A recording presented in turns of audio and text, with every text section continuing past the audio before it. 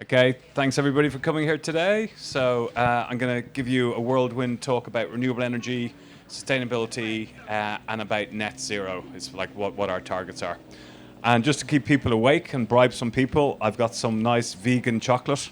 So a bit of an interaction going on here. So who here has got some renewables in their house? There you go. That's how it works. Nice and simple. Public engagement. So even if you don't have renewables at home, you can actually invest in community schemes. It's quite good. So I went to college in a place called McEntee, the Centre for Alternative Technology in Wales. Or there we go. Some people at the back there, and learned all wonderful things about energy, and went and started working in renewables about 15 years ago. And as far as I was concerned, it was what was actually needed, like everything to do with climate change. It's an engineering problem. Job done. Right, so I thought anyway. And so by 2006, 2005, I was part of the Friends of the Earth Big Ask campaign, which led to the Climate Change Act that came in 2008. And we had a target for 80% reduction in our greenhouse gas emissions by then. And now it's moved to 100%. So what we need to do is we need to stop these bad boys. Hydrocarbons. The main ones we've got is gas, oil and coal. If you're in Ireland, we've got peat as well. And it accounts for pretty much everything that our whole civilization is because of hydrocarbons. And as a species, we're highly addicted to it. So our global consumption of energy globally is just over 81.5% hydrocarbons. So that's oil, gas and coal is where we get all our energy. And what we need to do is we need to get this down to zero, actually below zero. And renewables, low carbon, makes up about 18.5%. And I think a lot of people think we're actually doing a lot better than we are. And what happens is the more energy and renewable energy we deploy, the more energy we need. So it's estimated by 2050 we're going to need actually double the amount of energy of today. So how's the UK doing? If you read the Daily Mail and listen to the last government, we're doing great. We're smashing all our carbon budgets. Nothing to worry about. We can all go to the pub. Job done. Right. So carbon budgets are an interesting thing. It's kind of like it's our pathway of how we're actually going to reduce and get to net zero. And the first couple that we've done, we've actually did pretty well. So you can see here, 2010 going down to 2017. You see this nice downward trajectory. We actually made our first two carbon budgets. It also helped the fact that we also had a global financial crash in 2008. And also we changed our accounting rules, how we count like ETU, and that also actually helped. So a little bit of fudgery going on in the first two. Also, it doesn't include aviation. It doesn't include your smartphones or anything that you buy. So it's a little bit misleading, but the further carbon budgets we go, the actual harder it's going to get. So, what is net zero? Anybody fancy a chocolate bar? So it's lots of different organisations and companies have different definitions of net zero. UK government net zero is exactly what we said. So it's balancing hard to abate emissions with technologies of the future. Right. So what we need to do is we need to get from the left-hand side. So just see where my finger was, just there. So that's the magic bullet that we're aiming for. And everything below the line is technologies that we need to invent on scale to get there. What is renewable energy? So it's any energy in human life that can be replenished by natural. So it's produced at a higher rate than we consume it. Okay, shout out, can people name different types of renewable energy technologies and renewable energy? Solar. There you go, that was an easy one. Wind. Who said wind? Hydro. Okay, I'm going to run out of chocolate bars here. Wave, tidal. There we go. We're all doing. Any other ones? Geothermal. Okay, we've pretty much named most of them. So yeah, they're the main ones we're looking at. We've also got passive energy, which is like it's a nice hot day and you're sitting by the window in your greenhouse and it warms up. Passive energy as well. Good news is we've got enough renewable energy hitting the earth every day, every couple of minutes to power the whole world. So all we need to do is harness it. We just need to figure out how we're actually going to use it, and that's all our energy needs. Sounds quite simple. Cool. Right, so the dominant source of different renewables, as was shouted out here, at the moment that like everyone's hearing about is wave, wind, and solar. So solar now is in probably about 3/4 of the world is the cheapest form of energy. It's abundant. You can use it in space. It's deployable. You walk around here. Everyone's got like it's all over the place. Great technology. The price is plummeting. It's going way down. This is me about 10, 15 years ago. I used to put solar onto schools and domestic properties and everything. It's made from Si, which is basically sand, second most abundant substance in the world. Deployment rates are increasing, and we've got lots of different types. We've got the standard solar panels that you see on buildings. The UK government has just announced that the new government, great, 1.6, 1.8 gigawatts of new solar. So we're going to have a massive big solar boom in the UK, which we actually need. We've also got solar thermal. So we've got the top left is kind of it's a way of reflecting energy into like a superheated fluid. And concentrated solar works really well in very, very sunny places. You can't have any clouds. So Morocco, south of Spain, super efficient, heats it to several thousand degrees. It makes this molten salt rock really warm. They put it into the ground, and then at night time you can actually take the energy out, so it produces energy 24 hours a day. Moving forward, the latest thing in renewables is agrivoltaics. It's actually combining solar and farming together. Works really well because it provides shade. It actually helps with the evaporation rate of water. A lot of plants actually grow better in partly shaded places. Also, you get to have two different land uses, so you get to use the land and actually get to use the land for farming and producing renewable energy. In the UK, we use a lot of solar now is agrivoltaics using for like grazing for sheep. So, big question I always get about solar is like, oh, you're taking all the land away and it's awful, you're destroying the countryside, and the countryside's already destroyed. You know, grass is like a desert. We only need 0.7% of the agricultural land that's used at the moment to actually get 70% or 70 gigawatts of solar. So we've got more than enough land. Most of the land we actually use in the country is actually for sheep and cattle grazing and dairy. So if we use a tiny proportion of that, we can actually put and deploy all the solar we need. It actually increases the biodiversity. So the more solar you have, the greater amount of insects, biodiversity. It improves soil quality. There's so many advantages to actually solar that I think we need to educate the Daily Mail about this. So hydro has been used for thousands of years. Vast amount of energy. You just build a big dam in front of a river. It builds up big massive head of energy. And you release it when needs be. Its water's 800 times denser than water.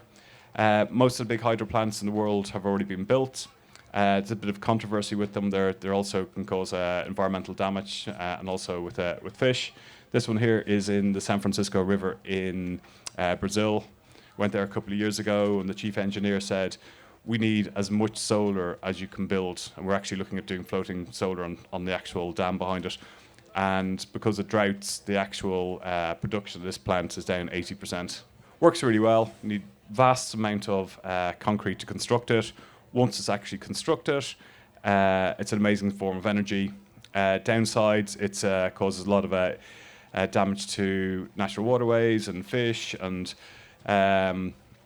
it's still a bit kind of controversial. But the new types of hydro we've got, they're a lot smaller, and they're actually designed for actually keeping the flows of the river going. So small hydro is going to be the next technology. Wind, incredible technology. It's been used thousands of years for sailing. You'll see the very old kind of wind turbines for actually pumping water. The beauty about wind is it's abundant, it's clean, it's free. Again, all we have to do is harvest it. Got lots of different types. So if you can see that little tiny person there, that's me under a 3 megawatt wind turbine in Portugal.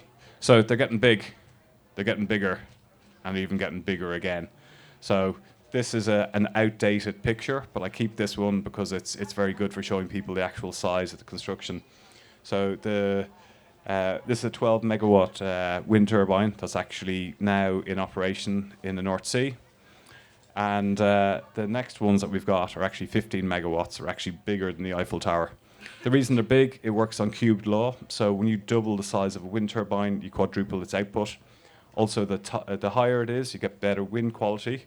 So the more wind, the higher the wind speed, the more energy that gets produced. So it's that's why they're so big. So small ones on David Cameron's house, they don't actually really work. So it's all just a bit of a green bling. The UK have signed up now for more offshore wind, and new government, great, allowing onshore wind again, which is the cheapest form of energy. It's about 4 or 5 times cheaper than nuclear, and very efficient. So we've got offshore wind, onshore wind, and the next technology that we're developing is floating wind turbines. Using technology that's developed from the oil and gas industry on the platforms. The beauty is you can actually build a wind turbine, you can drag it out to sea, you anchor it. If you need to repair it, then you can actually bring it back in for repairs. Also, then you can actually put it into places where normally offshore wind goes to places where the depths are like 30 to 50 meters. But with floating wind, you can actually put them and deploy them anywhere. So we're building this artificial giant, gargantuous project in the North Sea, the Dogger Bank. It's an artificial island. It's several different companies or countries are all working together. And the idea is to have a hub in the North Sea where ships can come in and technicians can come in and out, and also for all the different cables. So you need a vast amount of cables, undersea cables and substations. So they're going to build substations on this to combine the energy and then redistribute it around Europe. So this is getting built. Watch this space. Bioenergy. Okay. So one of the oldest forms of renewable energy that we've been using. Man, people, fire. It's good. The UK actually uses a lot of bioenergy, biomass energy. So pretty much anything that's organic burns, including us. And sorry. And they're actually they're looking at cremation of using excess energy for producing renewable energy from people in the future. So yeah, which is pretty cool. So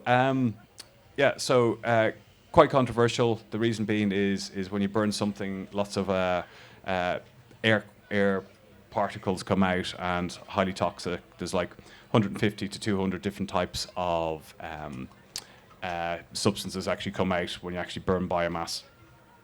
So when you burn it, it needs to be in a controlled place. You need to have, if you want it to work properly, it has to be very controlled how you actually burn it. So a lot of times you can feed in oxygen or feed in air in a closed container. You can also then, through chemical processes, you can break up biomass into different materials and then use it then. Pyrolysis, breaking up again the wood and the fibers. You can store it then and then use it for generating electricity. So in the UK, we actually use a vast amount of biomass, and it's called energy to waste. So we collect all the people's trash and put it all together and then burn it, and we call that renewable energy, right? So it's not very, it's awful. And the worst is we're actually building more and more incinerators, So the more incinerators we build, the more stuff we need to produce to actually throw away to feed them. So it's not a big fan of this technology. You got some different ways of doing biomass. One of the new ones with Ecotricity is they're building these anaerobic digestion plants. In the UK, I think about 600-700 different types of, or 700 plants in the UK already. You get raw material. This one's going to be a form of grass. You put it in, it's low oxidated, and over time you heat it up with a bit of bacteria and it releases methane. You clean the methane and then you use that as an energy source. Watch this space, it could be good. Only problem is you need a vast amount of actual feedstock for it. So then you get into the debate of are we going to be using our agricultural land to grow grass just to burn it? And we're always going to have that problem with biomass. We actually burn a lot of poo. In Sweden, they actually fuel their buses from different types of waste, and it's the exact same process, anaerobic digestion. So yeah, it's a good way of doing things. Drax, anybody heard of Drax? Yeah. What do you think of it? There we go. Why? What's the problem with Drax? Who's shouting? There we go.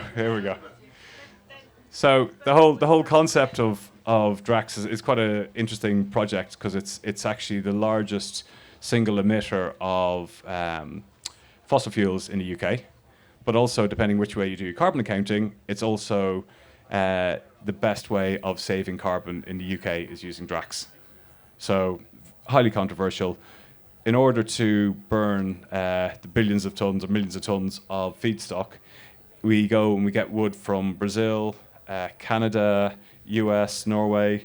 They make pellets, so they have to chop the trees down, make pellets, lots of dust, ship it over. We burn it. We call it renewable energy. All the particles go into the air. Theoretically, then trees grow again, and that's all part of the carbon cycle, right? But what's happening is the actual monoculture of the forests is actually destroying the natural lands. It's destroying the local population, the people, and also then if the carbon cycle isn't fast, if it's not completed, then we're actually adding more CO2 emissions into the atmosphere. So, and also this has cost us a fortune. It's between 400 and 800 million a year in subsidies we give Drax. Tidal, fantastic energy. We got a moon, spins around Earth, and causes the tides. Actually, so does the sun, but it's a tiny amount, about 1%, but 98, 99% is because of the moon. We know twice a day we're going to have tides.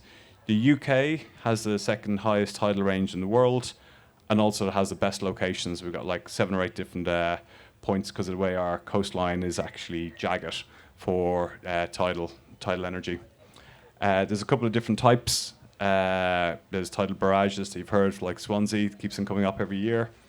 But huge potential. There's one built in the La Ranche in France about 45 years ago, and it's actually now worked out as the cheapest form of energy in the world. So over a very long time, it works really well. So you can see here the hotspots in the world for tidal energy. So if we actually worked on what we've got in the UK, we could get up about 8 to 10% of all our electrical needs would come from a couple of different projects. Reason we haven't done it, there's been a lot of objections about environmental concerns about damage to wildlife and also fish. They've come up with new designs though of the actual blades themselves that like fish can swim in and out of. And also cost. So they're doing these different modelings and they're saying it's vastly expensive. But if you can compare it to actually new nuclear power, which is about £120 per megawatt hour, tidal over a longer period, like over a 60-year period, is comparable or actually cheaper, just cheaper than nuclear. So it's a policy decision why we still haven't got tidal. So it's something that we should be doing and we need to test. Yeah, we've got another kind of design as well where you build a lagoon and you can put like floating wind turbines and you can put floating solar panels on it, or you can use it for leisure activities. So it's something that we need to push a bit more for in the UK.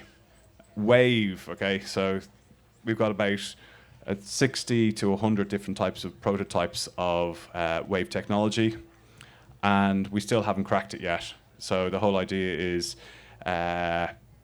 all around our coast, we're surrounded by sea, vast amount of energy every day, just waves going up and down.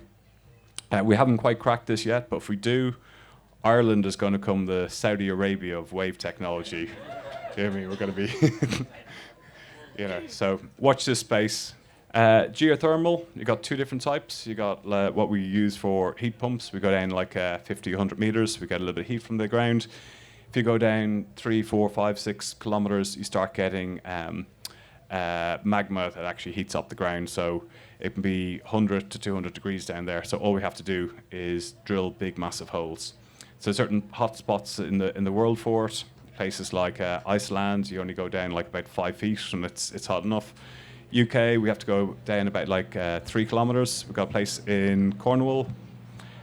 We've got our first site up and running, and it's very site specific because it needs to be able to transport the energy. So you need to have like somewhere where it's near a grid. But there's a new technology that they're looking at. It's called closed loop deep geothermal, and they're looking at doing exactly this, but like 5, 6, 7 kilometres down, and then branching out sideways as well. And they seal it, and they reckon if they can do this, they can use it as an energy store to off-balance wind and solar. So it's another technology to watch. So tying all this together is the big problem.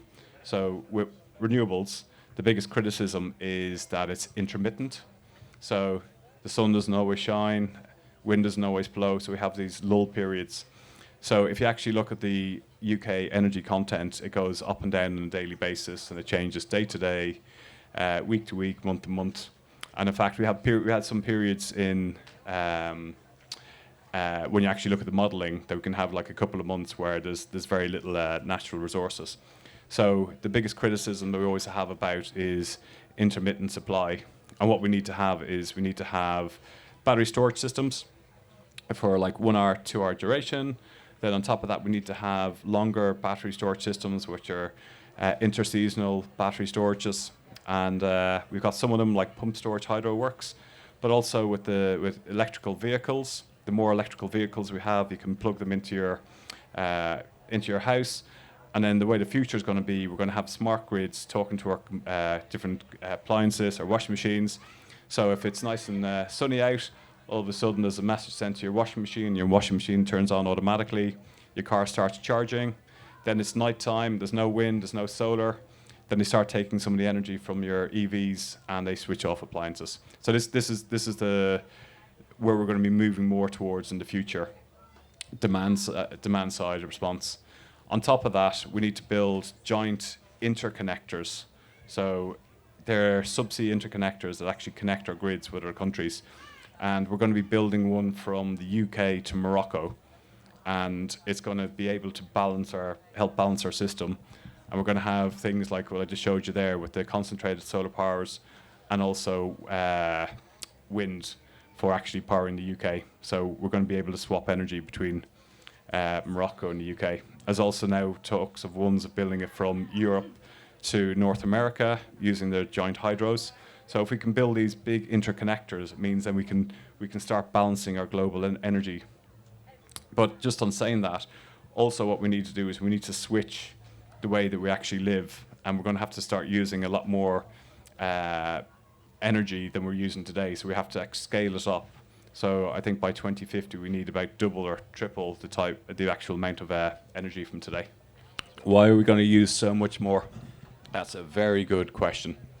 Is because at the moment we power our houses for like winter. The biggest use we use in our houses, about 80% of the energy is actually used for space heating and hot water. And we need to actually then switch away from, it's normally gas or electric or oil. And we need to be using heat pumps, and then also our vehicles, our petrol vehicles, we need to switch them from petrol to electrical vehicles. It's an increase. It's going to be switching from. Remember the first slide I showed you of like 81% of like all our energy comes from hydrocarbons. We need to switch that to 100% low carbon technologies. Just to give you an example, average house is about 25,000 kilowatt hours of space heating and about 4,000 kilowatts of electrical heating. So right now, 80% of the energy that you use in your house is for space heating and hot water. And if you switch that to a heat pump, then you're going to be using electrical energy instead of oil and gas to actually do the heating. So all of a sudden, your house is going to be using probably, maybe twice as much energy. So the whole idea is like we're going to be, we need to deploy solar everywhere on roofs and get as much as possible. So we got this first part of the talk is just giving an overview of renewable energy in general and where we're moving to. Some of the hard to abate industries is space heating, and we've started making these giant heat pumps This one here is enough energy. They get the energy from the sea. They take a couple of degrees of the actual seawater through a refrigerant gas cycle and compression. They heat it up to about like 60, 70 degrees, and then they pipe it around a town. And all the people in the towns, in the houses, in their apartments, get all their energy from this giant heat pump. And it's about 20,000 properties it heats. So we've got technologies that work. We can deploy them on scale. They're reliable. We know what we need to do. We just really need to kind of get on with it, especially policies. So transportation is one of the biggest users of energy in the UK and globally. It's about a fifth. It's another one of these hard to abate sectors, and the whole idea is we swap our petrol and our diesel cars and our airplanes for electrical and vehicles running on hydrogen. All sounds great, nice and simple. The reality is we've got, I think it's 1.5 billion ICE, that's like internal combustion engine vehicles on the planet. So swapping like for like is going to use vast amount of energy, vast amount of resources, and then we're just going to end up in this situation again, which is not where we're going. So what we need to be looking at, like cheap, reliable, sustainable transport. Some countries, they actually give transport as free. We need to start integrating cycleways, cycling. And the whole concept of like individual ownership of cars needs to move into kind of like car share. So we need to kind of rethink how we actually do transportation. And we need to get people out of the cars and out of the airplanes into sustainable travel. Carbon capture. Carbon capture. So the reason that we've signed up to this giant experiment to save humanity using carbon capture technologies, theoretically, is because we have these hard to abate sectors. And hard to abate is where we just simply can't use renewable energy to stop what we're doing. Okay, and to give an example, steel industry globally is about 7 to 11%, depending who you believe, of our greenhouse gas emissions. It uses a vast amount of heat is needed actually to smelter the raw iron ore, and at the moment it comes from coal is normally our gas. And so this is one hard debate. Cement, through the actual natural process of the lime, when it actually starts the chemical process, it mixes with oxygen, it gives off carbon, and you end up with carbon dioxide. So globally, we're building vast amount of building. Something like there's like 8 Parises is being built every year in terms of like, where we're going. So we've got a huge hunger for raw materials, and cement is one of them. And about 8% of global emissions is from cement. Aviation, just been talking about, a bit controversial. So only 2.5% of our global emissions comes from aviation. Most people are shocked at that. But 80% of the world's population have actually never been on a plane. So when you start thinking about that, and it's only 10% of people who actually fly regularly. So it's pretty much 10% are responsible for 2.5. You scale that up, and then all of a sudden you realize actually how much of a problem aviation is. It's expanding globally. We're building more airports. And right now, the only way they're talking about reducing emissions is building it's called sustainable aviation fuel. It's a unicorn. It's I had a job interview that I messed up because they actually did sustainable aviation fuels of using excess renewable energy, and they asked me what I thought of it, and I said it's like putting a plaster, on somebody who's been shot. It's like it's an absolute disgrace. People signing up for it, and the only flight that they've had so far, it was vegetable oil, and they mixed it, and it was only about like 10% sustainable aviation fuel. So the amount of energy that we need to be putting into planes, we can't even grow enough crops. So that's super hard to abate. And then also land use. I put 10 to 25% of our carbon emissions, greenhouse gas emissions, methane emissions, is from agricultural use. Mono farming relies on ammonia for making fertilizer. So if we stop producing fertilizer today, pretty much half our food globally is actually relies on fertilizer. So we have to figure out ways of actually doing hard to abate. So food's important. Steel, cement, we're going to continue building things. Aviation, we just have to like tax the hell out of it. The first slide that we showed, the net zero, and you had all the bits that were below the line. So these are the hard to abate areas. And the whole concept of carbon capture is what we can't easily do. We need to then build technologies to actually start removing carbon from the atmosphere. Several different types. The normal one they call is like carbon capture and storage is a kind of it already exists. We've got bioenergy, direct air capture, and we've got utilization. So there's kind of the four main categories. And the problem that we have is the definitions that people use and they throw around of the technologies gets like very confusing. Okay, just to give, I love statistics. Right, so 99.9% of all our carbon capture to date is natural. So that's from forests, that's from soil, from kelp forests, you know, so 99.9%. But what we signed up for now, when you read the IPCC reports and you read the UK net zero reports and all these different reports that are out there, we have now all signed up for building these machines to suck vast amount of carbon out of the atmosphere so we can continue our lifestyle. Right, so what we're doing is like it's carbon accounting to kicking the ball down the road. So you had a question? So last year, one of the talks I attended here was by Dale Vince. Mm-hmm.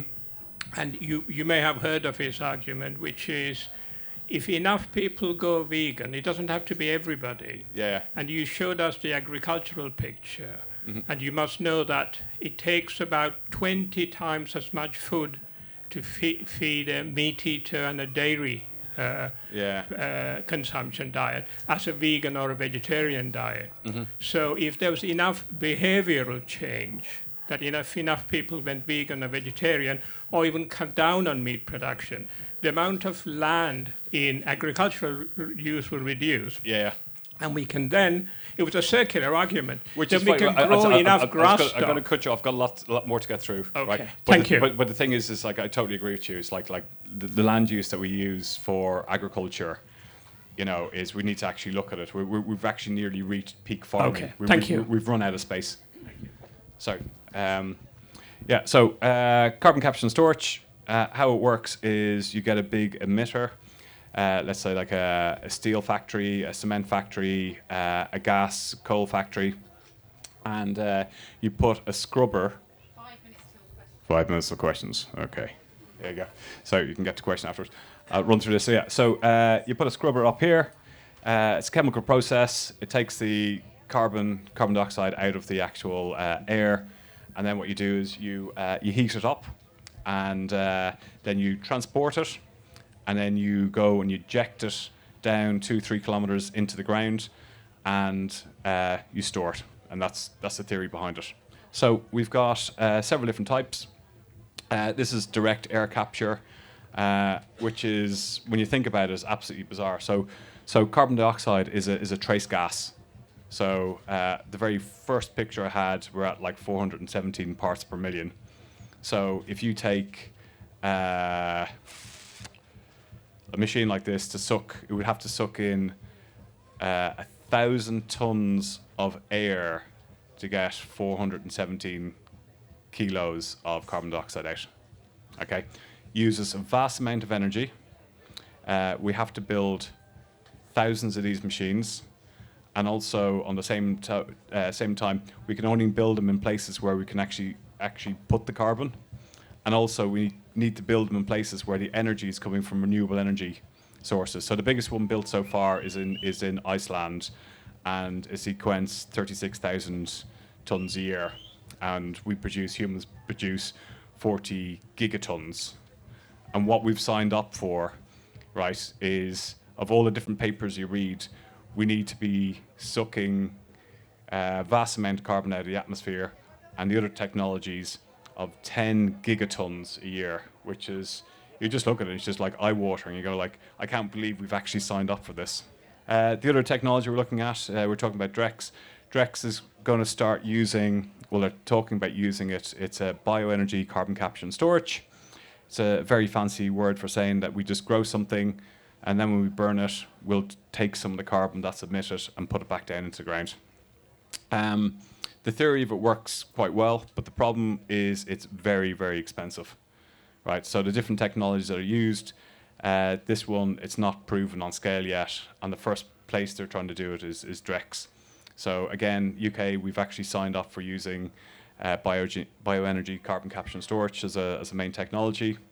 Yeah, watch this space. This one, I love. I don't like putting on super complex slides. I just like pictures, it's a lot easier. And but this one, I put it up because who do you think produces all the scientific reports on carbon capture, utilization, and storage? It's actually Exxon is the biggest one. While just researching this, I went down a little bit of a dark rabbit hole of some of the controversies going on around carbon capture and storage and utilization. So the biggest use right now of the actual stored carbon is for the oil and gas industries to repurpose it, to put it down old oil and gas wells so they can get more oil and gas out, right? And they get paid for it. They get paid for sequencing it, and they get paid for using it. No. So the oil and gas. So at the moment where they get the carbon is actually from methane. So it's actually a byproduct of cleaning up gas. So the gas industry benefits. The oil industry benefits, and the financiers all benefit because everyone gets paid for it, right? The figures on this, nearly done. Yeah, figures on this, right? So the IRA, the Inflation Reduction Act in America, is funding like the next level of carbon capture and storage utilization. They put here, just see on the right hand, you can see trainers, you can see plastic, you can see bricks. So the whole idea of the utilization, right? Just think utilization means use. And what they're trying to do is they're trying to develop a market for carbon that they can use it for something else. But if you take carbon out of the atmosphere, so you dig it up, you burn it, then you sequence it, and then you use it to make bricks or plastic. As soon as the plastic's burnt, it goes back into the atmosphere. So it's not actually taking carbon, it's only short-term taking carbon out of the atmosphere, so it's not a solution.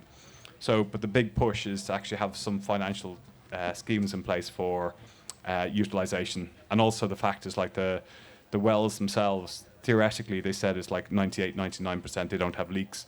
But problems with contaminating water, again, the scale that we actually have to do it is vast. Like 10 gigatons is like, I can't even think of a number that's kind of that big. Super quick, energy, the amount of materials we need. There's about 16, 17 main ones that we need for decarbonising the world. We need to actually build 4 to 8 times more mines than we've got at the moment. We need to, we're just short of materials. We've got, geologically, we've actually got enough materials, but it's actually getting them, refining them. Some of the key ones only come from a couple of places. Cobalt is from DRC, lots of problems going on there. Lithium, only a couple of places in the world. China's got its own up in terms of an actual producing it into batteries and everything. But out of everything we mine, just to give you an idea of the scale of the metals down here, precious ones, and industrial metals, we actually don't need as much as we think. It's only certain ones that we actually need to really focus on. And battery technology is changing. Compared to oil and gas industry, we use 40 gigatons a year. If we were to decarbonize the whole world, they reckon it would be 10 to 15 gigatons of energy to produce all the materials. So if we actually went 100% renewable, no carbon, and we use that once, then it stays in the system. We keep on using it over and over and again. Just to give you an idea, this is the amount that we actually mine every year for coal, oil, gas. Billions and billions and billions of tons. And then if we were to mine for low carbon, it's the figures are like, a lot lower, but we don't actually have access to the materials yet. And the downsides, highly polluting, everything we need to do has to be a just transition. We have to bring everybody along with us. We can't just kind of, first world country, we just farm it off to other countries and expect them to provide what we need. We need to be paying them properly, and we need to have very high environmental standards in place, and we need to stop modern slavery. Yeah, and again, that's just to give you an idea of cumulative waste. Everyone asks me, oh, what about the solar panels? What about solar panels? If you actually look about all the waste in the world that we have, the e-waste that we're going to have by 2050, in the worst case scenario, is dwarfed by what we already actually pollute. And also, 90 to 95% of solar panels is actually recyclable. You can break it down to the materials and reuse it as well. Super quick. If you got a house, insulate your property. Next one. You got a space, put solar on. It works. Solar thermal. You got lots of people living there who uses lots of hot water. Get one of these guys. Heat pumps. They work. 70% of Sweden and Finland have heat pumps. Low carbon technology. They're getting cheaper to install in the UK. Right, and now it's over to you. So everybody's got a role to play.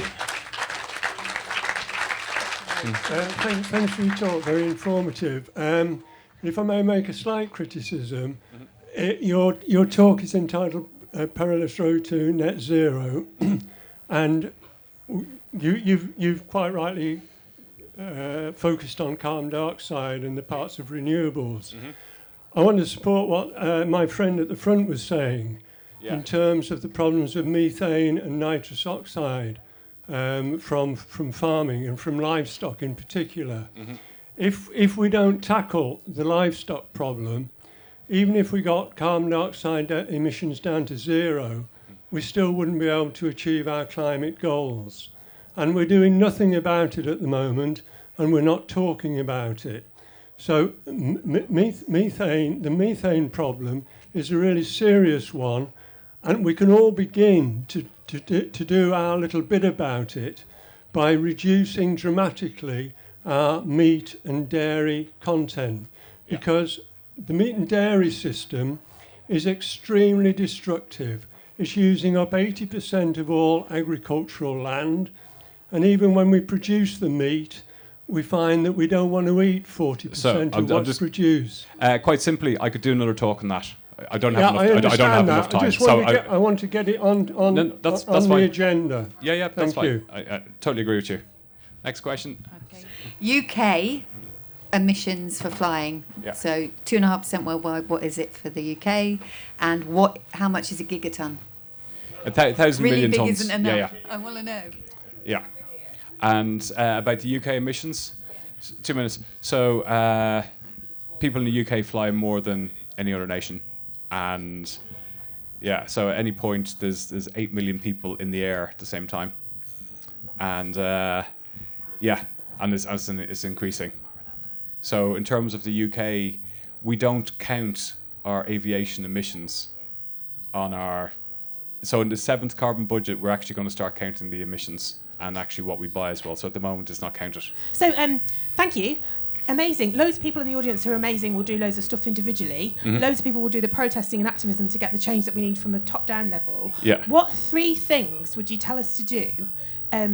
Would you suggest that we do when we go back to communities? And I'm thinking specifically, my community's East Manchester. It's quite poor. We've got lots and lots of social housing, and we've got lots of people in flats, and we've not got a lot of green space. What kind of thing can we do in those sorts of urban spaces together? Could you put on the last slide again? If you scan that, I've done a little website of Hitchhiker's Guide to Saving Humanity. So it's 42 tips you can do.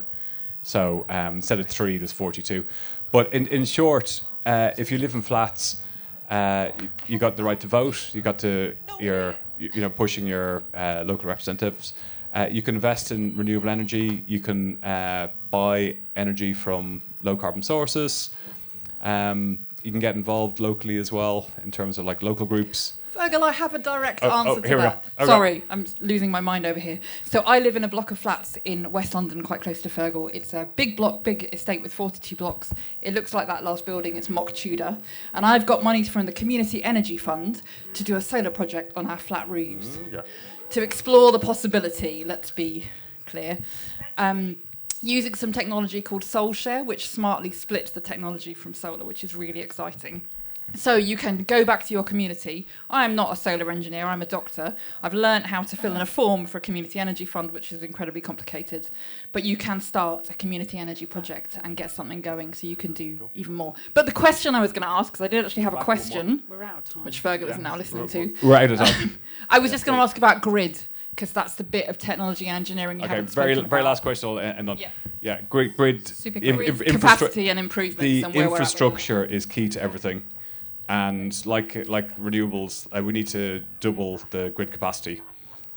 Unfortunately, it means ripping up roads. It means going through lands, putting vast amount of cables down. We're short like tens of thousands of engineers for doing it. You know, the amount of infrastructure we need. We need to build grid. And also for distributed generation projects, which you're talking about, your community, the more you build, the more we need to reinforce the grid. And also the technology that we rely on the grid is actually very old technology. It's actually 100-year-old technology. We need to change the cables as well. Thank you very much, Fergal. Give him a round of applause.